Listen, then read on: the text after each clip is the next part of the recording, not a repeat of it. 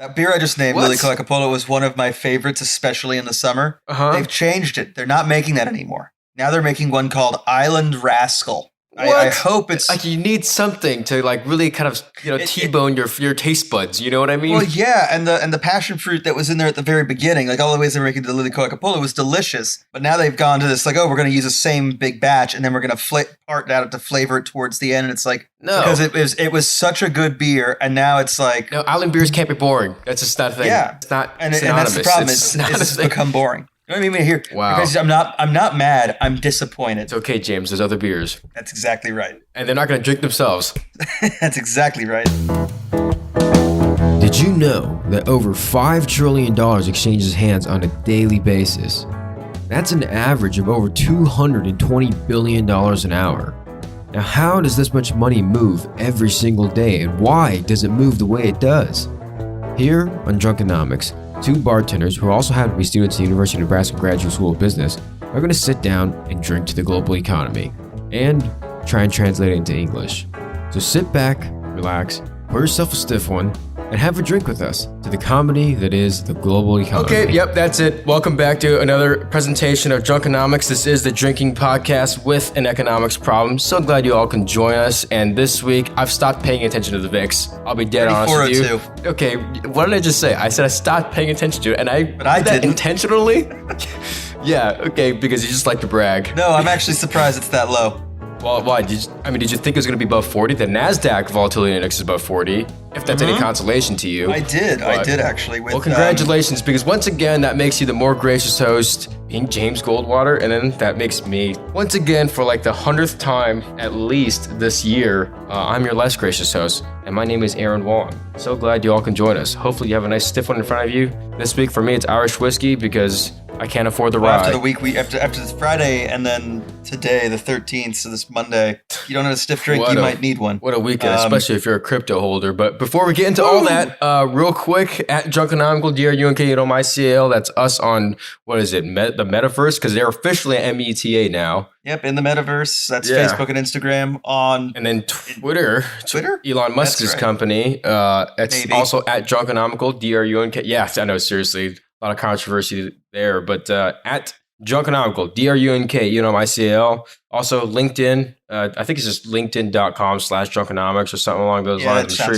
I'm sure if you just search Drunkenomics on LinkedIn, you'll find us. It's going to come up. If you find anyone else, let us know, because that's a thing we need to talk about. Yeah. If we do have fake Drunkenomics accounts, I consider that a badge of honor, to be honest with you. Obviously, probably should do something about it at some point, but I'm like, wow, someone's trying to knock us off. It's pretty cool. And then, of course, if you want to add me individually, I don't care. I feel the same way. Add me, send me. Yep, go ahead and send me that connection request. I'll almost certainly say yes. Same here, as long as you're a real human being. But yeah, dude, I guess the big thing, in case you missed it, if you did miss it, ignorance is bliss. It really is. But in case you missed it, Friday, what a day. Today, also what a day. Today is Monday, the 13th of June. But Friday, what a day. What did we see on Friday again? We saw the consumer confidence report came out, and we got the new CPI numbers. Oof, yeah. So the funny thing was, May CPI came out at CPI in May was 8.3, I think. Yeah, about there. Which was lower than. I think they projected 8.4. I thought they projected 8.4 that month. Yeah, well, so in May it came out lower than expectations, but the other thing too that we saw was that it kind of March and April kind of plateaued. It was pretty level, and then May it fell. So CPI, CPI in April was higher. May it went back down. I'm backwards. The May report that reported the CPI data of April, and then the April report that reported the CPI data of March. Yes. So that declined, and then the June report that reported the CPI data in May, which is the one that came out on Friday, that came in at 8.6%. I'm sorry if I kind of spun your head around, but basically the most recent inflation report, which really culminates the data from May, the month of May. The previous month, preceding month. Came in at 8.6%. They expected 8.3. So it exceeded the report and set the highest inflation in 50 years? In 40 years? No, or something like that. Since 81 or something. 80, Paul Volcker, it was like his, the Paul Volcker days or whatever. Time. Well, yeah, exactly. which is funny because everybody now compares him to Volcker, which is kind of like, I mean, there's no way Volcker was popular, was he? There's no way. He did what was right because he knew that no one liked him. Or could. Well, I think Jerome Powell is kind of sitting in the same chair right now. Nobody likes him. Yeah. Unfortunately, I like him. It might just be. I don't know if I like him, but I feel bad for him. I'm indifferent. I don't dislike him. Okay, same here. I'm indifferent about Jerome Powell. When people blame Jerome Powell for this stuff, it just doesn't make any sense to me. But not that he has no blame, but I'd say 40%'s him, 30%'s him, and the rest of it's the totality of everything else, right? So but even that 30% is not necessarily him. It's his political pressures. I mean, it's so many other things. It's the Fed, and he's in charge of the Fed. Yeah, so exactly. Blame him. Yeah, so I mean, when you got to blame somebody, what do? You blame the guy in charge. Rule number 1 for Drunkenomics. So yeah. That was the big news on Friday. And I think what was really shocking too was that, okay, so the April report came in at 8.3, I believe, and then May came in above that. So like the April report that came out last month in May, everybody was saying then, okay, maybe inflation peaked. Like, and even I said that. Like I said, okay, what the Fed is doing is working with QT, or not even QT, but the announcement of QT at the time and the raising of interest rates. It's kind of working. But here we are. Hey, consumer confidence, the spirit animal of the American people right now is 50.2, which is the lowest score since the survey began, right? So it's what's the thing? Right now you've got the animal spirits are getting negative. Inflation numbers are at 40-year highs. And you've got a Fed that, as we had been saying, you've got to raise rates, because if everyone's like, and I even remember when we did devil's advocate of like, what's the point in raising rates now? And the response was, well, there's no reason not to. Like, there will be problems in the immediate future and aftermath of this, given the amount of quantitative easing that's occurred. And so you need to have some interest rates in place so that you can when things are getting bad, you can drop things a little bit to affect it. But mainly you need to tighten that supply up. Essentially, raising interest rates would basically be like, you ever seen the movie Thelma and Louise? I have not. Wow. Okay. Well, this is a terrible analogy then. If you haven't seen it, everybody get your drinks ready. Analogies are one drink. I can't do it because I'm spoiling the movie. I can't do it. It's a really famous scene. I thought like everybody has seen the movie. Really? You haven't seen Thelma and Louise? It's a Ridley Scott movie. I have not. Wow. Whatever. Dang it. I can't make this analogy because it's a really good movie. I don't want to spoil the movie. Like, it's a Ridley Scott, dude. It's Brad Pitt's first. I'm familiar with Harvey the film, Keitel's I have in not it. seen the film. It's Brad Pitt's breakout role. So, oh man. Okay. Well, I guess I can't make this analogy. And I'm not going to make a similar one, but basically it's just pumping the brakes en route to disaster. That's essentially what raising interest rates super fast would be doing, right? And maybe it could reverse it. Like, depending on how it goes. You're heading for an intersection, you see something in front of you, you go ahead and you tap the brakes. Yeah, you tap the brakes when you're approaching a red light. And I don't know, like, if you tap the brakes too hard, something could go wrong. Like you could lose control of the car and flip the car. But you don't tap the brakes enough, and you're still going to hit the thing. Then you're going to crash into the train or whatever it is. Gosh, I do feel like I spoiled Thelma and Louise just by saying that. But whatever, it doesn't matter. There's a train accident. No, it's not a train accident. Whatever. Just go watch the movie. Once you see the end, you'll be like, oh, I see what he was saying. I get it now. Okay, I will. The whole scene with Harvey Keitel next week. Yeah. Okay. Yeah. So watch it and then whatever. Not important. Either way, that's what it is. I don't know. To me, I just feel bad for the Federal Reserve, and it's only because, like, I don't know, like, they're given this giant responsibility, and then all of a sudden they get hit with something that they had no idea what it was. They did a knee-jerk reaction, and now they think that they should do the exact opposite knee-jerk reaction to reverse the initial impacts of the first knee-jerk reaction, right? Yes, to follow that one, and I get it. It's those of you listening, we're gonna need some breadcrumbs, but they reacted very strongly to. Well, they put a lot of money out there. Now they've got to very quickly, and now they've got to get the money out of there. And to be fair, and I understand to their credit, they have to get the money out more slowly than they put it in. Yeah, right. Help us get unused to it. Yeah, you can't. It's. But at the same time, I think the rate they initially picked was too slow. And I think Wednesday, when they raised rates by 75 basis points, essentially doubling interest rates. You think they're going to do that on Wednesday? Because that's the big. I mean, Wednesday's the meeting. I do. I don't see how they can't. They can't do 50. 50 didn't do. They did a quarter, and then they did 50. And a quarter didn't, and a quarter was because Russia did something mean, and 50 was the market has not responded. And here's the thing: inflation is still increasing. They're combating it, but here's the thing: if you don't combat it fast enough, what I want to know is like, okay, so if you raise interest rates by 75 basis points, does that all of a sudden bring down commodity prices? Because I don't think it does, and I don't think it brings. No, it doesn't. It doesn't. But the thing is, you have to. What'll bring down commodity prices is the fact that gasoline's now, nationwide, the average, it's over $5. It's over $5 a gallon. A gallon now. So when you see gasoline up that high, oil's high, industrial output is going to slow. It just has to. It just has to. Because prices are going to go up. But the thing is, to move it around the world too is also exactly. So the cost of moving things is more expensive. So maybe, and this is where we run into the interesting point of like, where maybe that whatever was being made in China and shipped across the U.S. for 50 cents or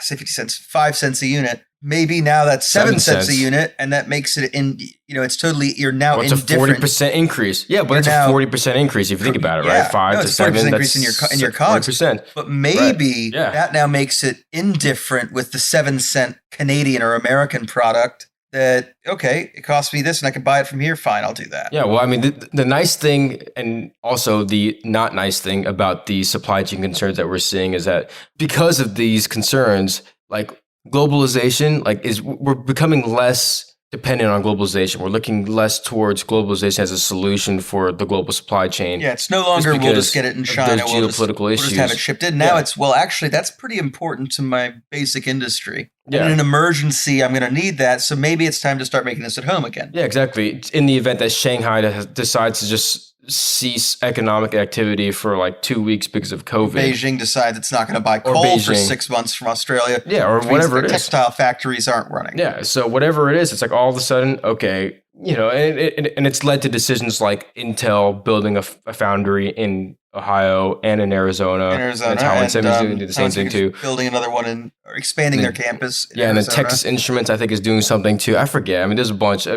lot of. Yeah, we're finally starting to see it. So it's just bringing certain critical processes back home, back onshore. Exactly. But I mean, with inflation just kind of all over the world just being as bad and as drastic as it is. I mean, as I said last week, Turkey's at 73.5%. Yeah, year over year. That's because I don't know. Whatever President Erdogan is smoking, like I said last week as well. Whew. I mean, it sounds like I got to try at least once. It's whatever it is. It's crazy. It's crazy. Whatever that is, it's nuts. Yeah, whatever it is, I'll try it once, and next thing you know, I'll be in rehab. It's marijuana, like, not even once. Yeah, exactly. But to be honest with you, I'm kind of caught between a rock and a hard place because I'm just like, I'm glad we have a Federal Reserve that can just raise interest rates whenever inflation gets out of control. But at the same time, like, if the free market just kind of had its free reign, would inflation ever get to this point? Well, Volcker essentially had the market set market interest rates to combat inflation. That's what he did. He just said essentially, okay, what interest rate would you be charging, for lack of a better term, but what interest rate would you be charging in this inflationary market? And that's how you got 18-19% interest rate on loans. Yeah, that's insane. I mean, that's huge numbers. But at the same time, you ask the people that are in the business of loaning money and borrowing money, when they say, yeah, this is what we'd have to do. When we're seeing these kinds of numbers, these are the numbers we have to do to protect ourselves. Well, then maybe you sit here and you go, okay, well, I'll be honest with you, 50 basis points to 75 basis points, that ain't going to cut it. Well, especially less than 1% ain't going to do shit. Yeah. I mean, if you say it like that, I guess that kind of makes sense. But like, I don't know. I think the market right now, I mean, you saw the carnage on Friday. Mm-hmm. You also saw the carnage today. 2%, I think, across the board, both days. 2% on Friday, 2% more today. More than 2%. There's that 2. Yeah. I thought it went back to 2%, but I forget. It was about 2% on Friday, and today, when I looked at the close, it was. I couldn't watch it anymore. 2.8 on the Dow. It closed 3.9 on the S&P. NASDAQ was 4.7. Oh God, that's awful, man. That I couldn't watch it into the close. Russell 2000 4.75. Oh yeah, well 4 3/4. Did you see that the IWM, which is the Russell 2000 ETF, their put call ratio was 5.11 today. So there's 5 puts for every 5.11 puts for every call. Yeah, for every put option for every call that was bought, there were 5 puts bought. Yeah, that's all that insane. Don't they say that when it goes from what is it at 0.7 is when they start to say, okay, you're starting to head towards One is exactly 1-to-1 is like normal business. Anything over 1.2. Normally speaking, like say, most companies don't, because everybody's usually bullish on companies. So like in this cycle, the put call ratio just across the board, I think is super high. I don't know. Oh yeah. But, I mean, like the SPX I saw at one point today was 1.8, the put call ratio. But normally speaking, like whenever I pull up Apple, even like even on a bad day, right, the put call ratio is like 0.6. Okay, so it is. It's So it is 0.7, I think. So it's 0.7, and when it starts to go above 0.7 is when you start to see more recessionary fear. That's just because the markets don't. And then under 0.7 is when you start to see more of a bullish instinct in the markets. Probably, yeah. That sounds about right. Because, like, it's tough because it really just depends, right? Yeah. which is I would say, which is like really looking at one, you'd see like, okay, if you put there's a call, and that just tells people like, people don't necessarily know what's going to happen, right? But that's why for some reason I thought 1.2, anything above 1.2, and it's like, there is extreme concern about recession. So let's put it this way, whether it's 0.7 or 1.2, 5.1 for the small caps, little high. For the small caps, so the small caps was 5.1, large caps was around 2. Let's just say 2 because I saw. I mean, all day today it was kind of hovering around 1.8, I'll accept those numbers, 2.03. Still, it's crossed that border into the point where apparently a lot of people who are playing the options game think there's a recession on the horizon. Yeah, well, I mean, obviously, okay. So if you just look at the forecast of the SPX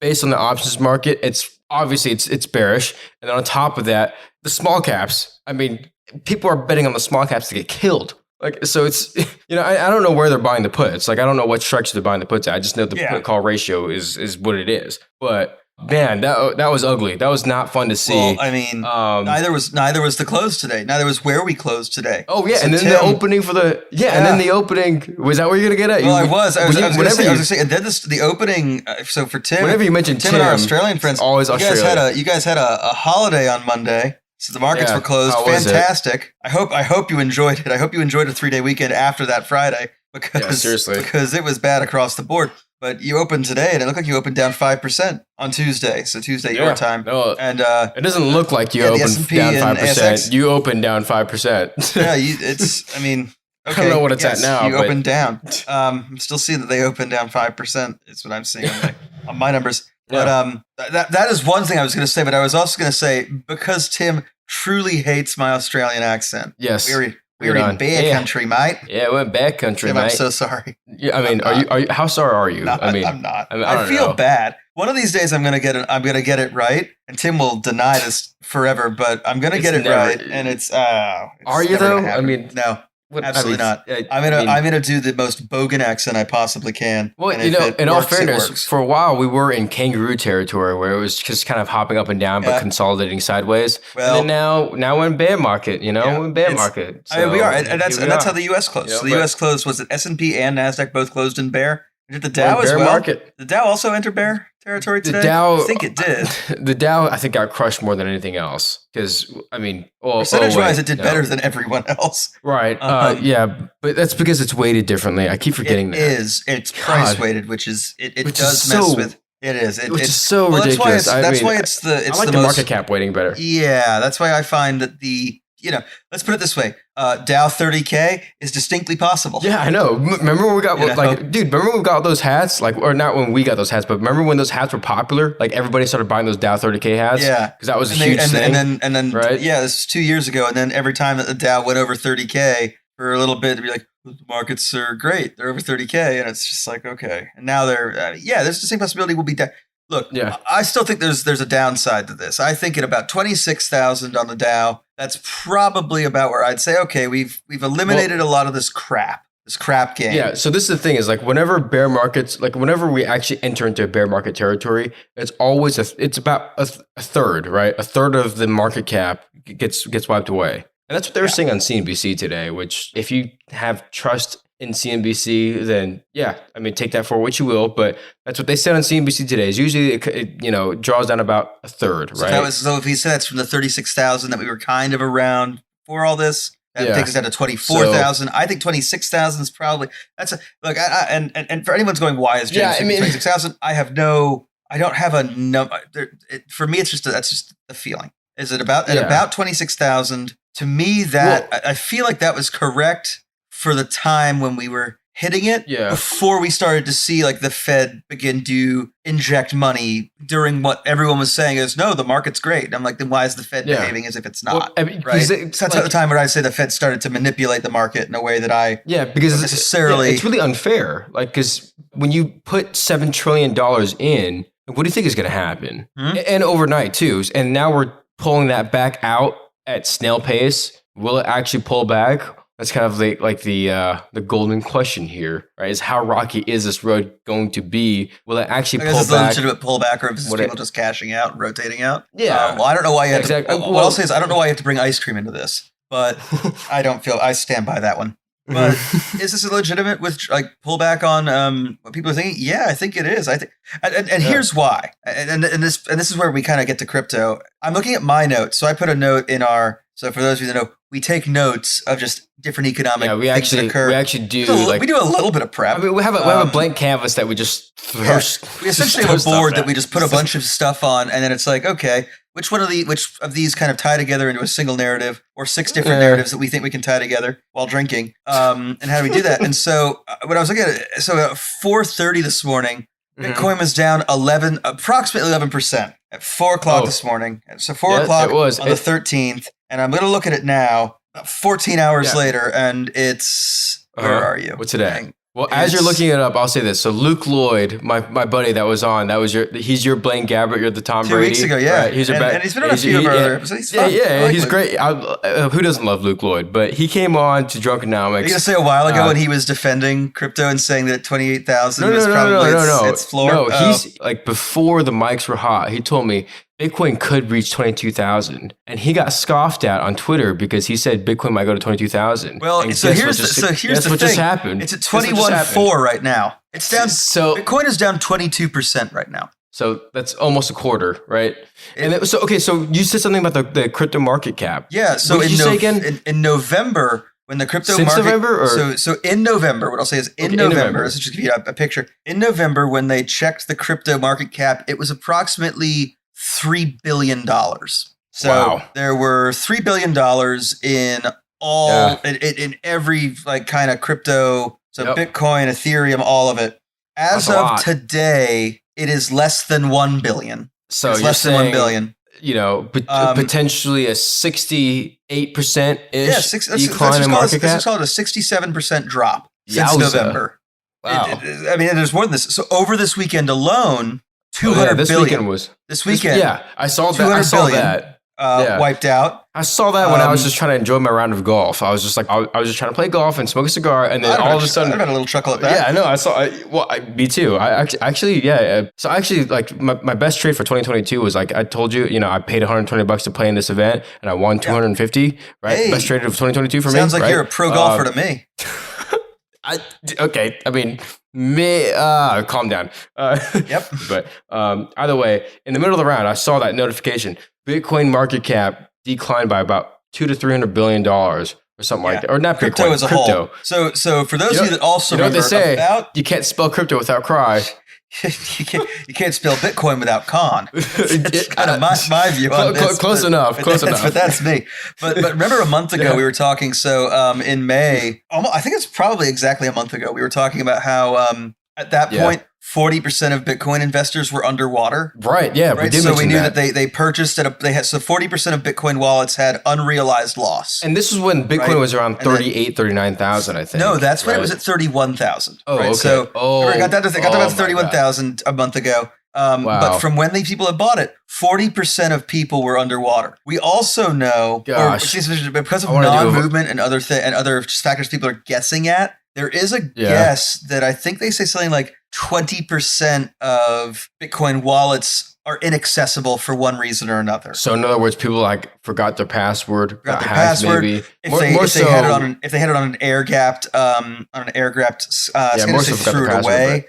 It got wet and destroyed. Something like that. Anything like that. Oof. So that to me says 60%. Well, that's at 31,000. It's now $10,000 less expensive than that. Looking at Bitcoin right now, it's below 22,000. Yeah, it's below 22,000. So, I mean, the people that were saying, that were laughing at Luke Lloyd. I How wrong was he? 21.1 now. Bitcoin's now down 23%. Yeah, I mean, right? So if you're wondering where is the bottom of Bitcoin, and the answer to that is it's somewhere above zero, just because there are those people who cannot sell. Right? Not that they don't want to sell or aren't willing to absorb the loss to take cash, but they don't have their password. Yeah, I can't sell you something I can't access, right? Mm-hmm. But still, we're at a point where it's okay. It's $21,160.75 is the current trading. It's down 23.16% right now as I watch it. It's basically a straight line drop today. That's just insane. What do they say about Bitcoin? It's an inflation hedge. Or like, those the Michael Saylors of this world, the Anthony Pomplianos would say it's an inflation hedge. Exactly. Because they're saying it's a better trading asset than the stock market. In my opinion, Bitcoin is just like the only utility behind Bitcoin is just trading around it. That's it. Well, in my opinion. But I'm a dinosaur apparently. And so are you apparently. Yeah, well, dinosaurs had a good run.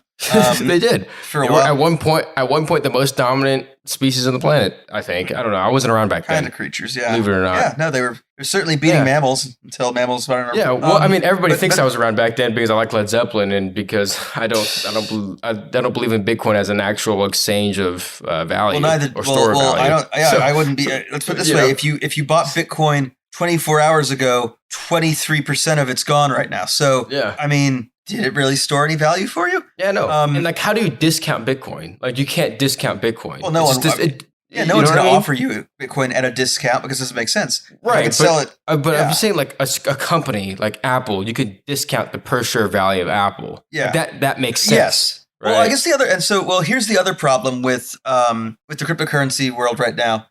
Is that Celsius, the crypto bank, has frozen all its accounts. Okay, so now all of a sudden there's no liquidity. Now we have liquidity issues. Yep, we have a liquidity issue. We're starting to have liquidity issues. Now we're starting to see not to blow this out of proportion, but a layman moment in cryptocurrency where a bank has frozen the accounts of its customers. It's 1.7 million customers. Oh wow, so that's a lot of liquidity. That's so the way this bank works is it's Aaron, go ahead and tell me where you hear the first red flag. It is a crypto bank.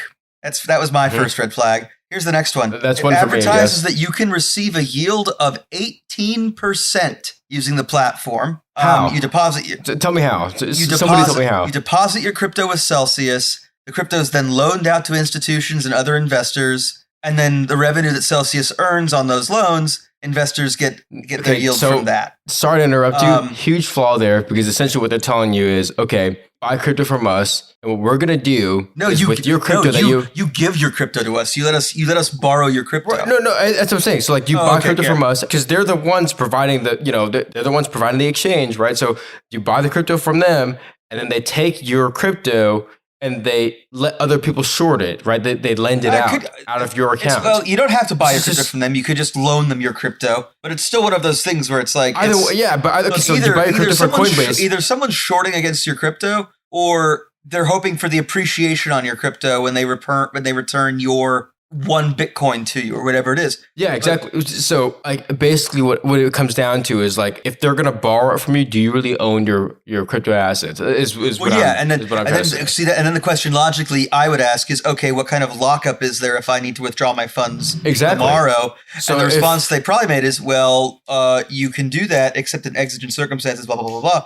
Well, they've declared this an exigent circumstance, and so they've locked everyone in. Oh my God, so many red flags. You're all right. Okay. Now let me throw you the number. Let me just throw some numbers from them October and May. So in May, just last month, they had just shy of $12 billion in assets on May 17th. 11.8 billion in assets. Wow. In October, they had 26 billion in assets. So the CEO, which is the Celsius coin, right? Yeah. CEOs, it's called. Down 50% in the last 24 hours. To me, that is such a risky business model. Oh yeah. Like, why would you?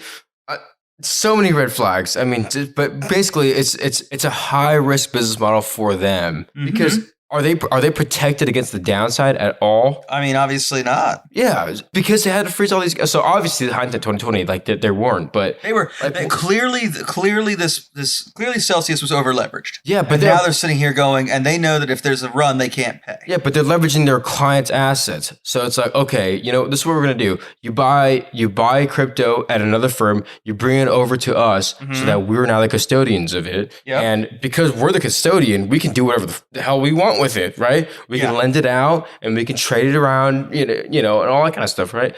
And I think that's what they're trying to do. And all of a sudden, there was a mass liquidation. Well, then suddenly whatever the underlying asset is sucks. Yeah, exactly. Can you imagine if you bought Apple at 175 right now? Like, it's the same thing. Well, it's just like houses in 08. Worse. It's just like houses in 08. Yeah. Suddenly, they aren't worth what they used to be. And then foreclosures, which like the equivalent. I mean, is there an equivalent to that in Bitcoin? But it's like the equivalent would be a margin call if you were buying on margin. Right, but that's with stocks. Can you buy crypto on margin? I don't know, but either way, I'm sure there's someone that would offer you. And maybe Celsius was doing that. Maybe Celsius was the one that said, "Hey, you know what? Nobody out there is willing to lend you money to buy crypto. We'll sell you crypto. We'll sell you crypto at 20% discount if you leave it with us for a year after that." And because like if you buy a stock on margin, like the brokerage firm that you buy it from, they're allowed to take it from your account. Yeah, well, one, they're allowed to liquidate, but two, they're also allowed to lend it, right? So like, okay, so if you buy Apple on margin and someone over here wants a short on margin, they can use the shares that you don't actually own yet to. Yeah, but you have on margin. But you own on margin, right? So like, so if you get the dividend, you still get the dividend. But but if this person wants to short it, then it's okay. Then you don't technically own the shares. Gets to cover both purposes. Yeah, exactly. So. Right, but with Celsius, it's crypto, which I don't know. It's not help. It's this extreme rabbit hole, and all of a sudden, this asset and the bottom falls out. Yeah, it loses 20% or 22% in value over the weekend. What else are you going to do? Yeah, well, suddenly you've got apparently everyone else on the street has noticed, or people are starting to notice that guy that's walking down the street that looks an awful lot like the Emperor is in fact naked.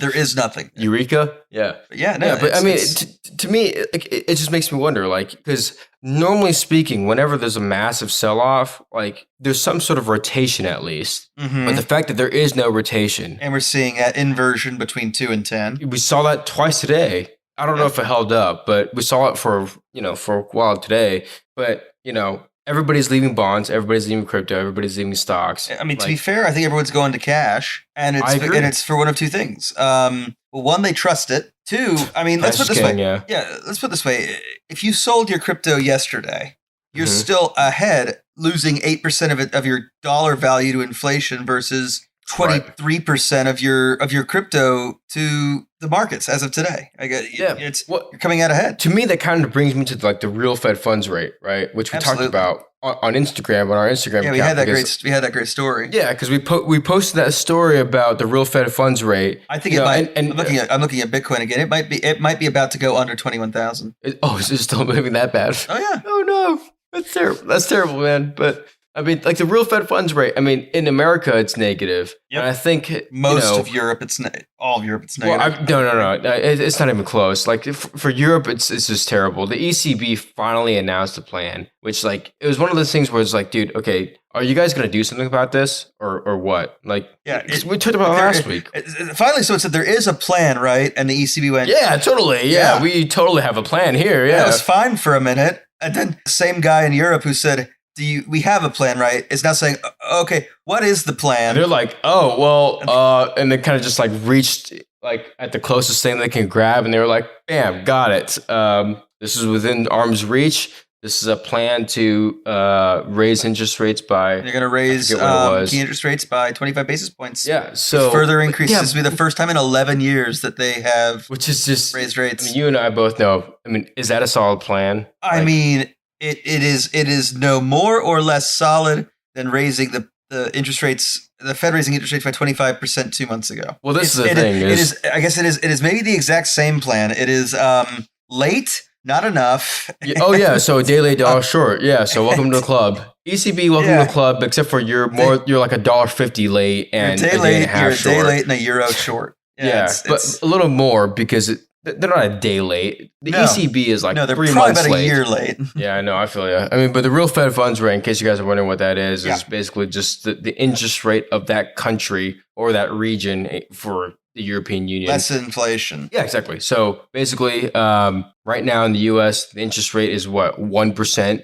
minus the 8.3 or now I guess 8.6% inflation that we're seeing from this last print. Right. That's the real interest rate. Or negative 6 something. That's the real Fed funds rate. That's basically the risk-free rate. So if you park your money at the Federal Reserve, that's the real effect on your buying power of just letting it sit. Exactly. So basically, how are we going to discount equities when the 10-year yield is now 3.2% and the 2-year yield is now 3.2%? It's pretty much the same. The 10 and the 2 are almost the same right now, which is just to me, it screams recession. I don't know what it does to you, James. Yeah. But to me, it screams recession. I see real market turmoil. I see that there's actual pain in markets, especially. I mean, let's look at it. Let's go. What's causing this? We got incredibly high fuel prices, incredibly high food prices. That hurts people at the bottom. Always hurts them first. It hurts them first and hurts them more.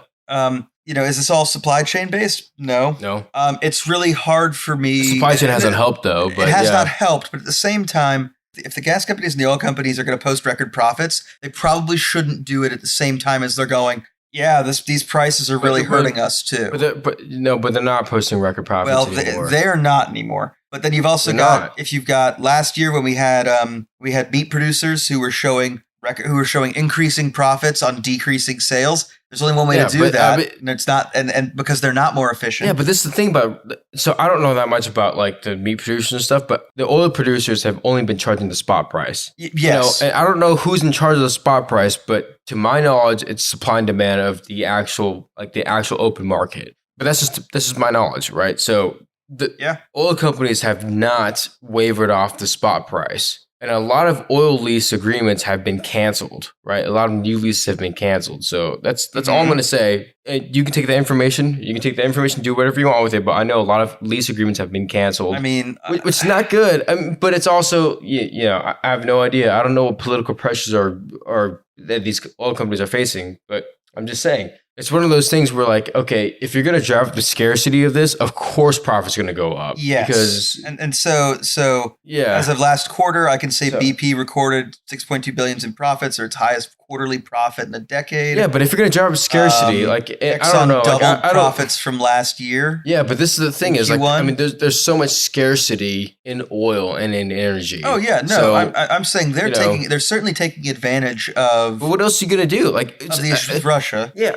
Of the issues with Russia, but it's also like, okay, so, I mean, they didn't waver off the spot price. I mean, if you want to argue about how fast. I mean, they're not, and I know a bunch of them are going to book losses this quarter if they didn't book them last quarter for exiting Russia. Well, look, I'm not saying that. I am saying that if you want to know why, my view is on why inflation kind of accelerated the way it got is that these companies saw that they could. And in keeping with their fiduciary responsibility to shareholders, they did raise prices the oil companies, food companies. They all did. I think they all did. Because the oil companies specifically, the oil companies are trying to recoup 2020 losses. Remember, they lost a lot of money in 2020. Right, they're trying to make that back. Right, but if you look at their track record, like, oil companies don't control the spot price. They really don't. No. At the end of the day, essentially, what they're charging is what people are willing to pay for it. Fair. So what I'll say is there was corporate greed. It's probably not in the driver's seat anymore, but it certainly got us here. It certainly helped us on our way in this direction of this road trip. And now that we're here, well, I mean, you know me, like I don't like OPEC. No, I don't like any cartel. Exactly. I don't like any bureaucracy. So, I blame OPEC. Yep. I blame OPEC, the Russians for starting a war that they're not going to win. Yeah, so like Russia really only contributed to the last dollar of the $5 increase, or excuse me, of the $3 increase in oil, right? Which is still 33%. Which is still a massive amount, absolutely. But like the first $2 is like, okay, like where did that come from? But in my opinion, OPEC, I think, has been completely irresponsible. In my opinion, if you really drain the strategic petroleum reserve, it really wouldn't do anything. No. In my opinion, It comes out too slowly, and it doesn't. It's not going to. There's not enough. Yeah, like it doesn't fix the issue. And also, like, if we do drain it all, like, the oil industry knows that, like, they're going to need to replenish that. Yeah, Like, eventually they're going to sell them oil to put back in the reserve, right? So it's like, okay. So it's not like, and it's also supposed to be used for emergencies. So, like, if all of a sudden oil is completely cut off from the rest of the world, or if all of a sudden, like, some terrorist attack blows up all these oil fields or whatever it is, like, okay, well, we have this, the reserves that can, keep us afloat for a couple of days. Yeah, that's what it's there for. So correct. Yeah, but yeah, I'm freaking drunk. But if you don't have your own strategic oil reserve, if you don't have your own strategic liquor reserve, you can always help us at Drunkenomics with our strategic liquor reserve while you build your own. Check us out at drunkenomics.myspreadshop.com. DRUNKENOMICS. Yeah, that was great. Oh, no, you did it. Yeah, that was it. myspreadshop.com. You can check out our merch. It's pretty cool. It lets everyone know what you're about. Yeah. I don't know. It's pretty sweet swag. Yeah, we have black hoodies. It helps us. Darker black hoodies. Yeah, we have all that stuff. If it's hot where you are, right. So 111 degrees in Arizona, 104 degrees in Lincoln today. We have utterly sleeveless tank tops so that you can, sun's out, guns out. Yeah, I'm no longer advertising for hoodies. I mean, tank tops it is. Until the winter, at least, yeah. You can also check us out at patreon.com/Drunkenomics. Once again, DRUNKENOMICS. Oh, nice. And there you can help us keep the Drunkenomics strategic drinking reserve in place. The whiskey reserve. Or the beer reserve, or whatever. The strategic syrup reserves, the strategic ice reserves. The ice reserves, we have to keep the lemon reserve. I would say lemon reserves, but I can't, Aaron? Okay, dude, I'm sorry, man. I brought a list.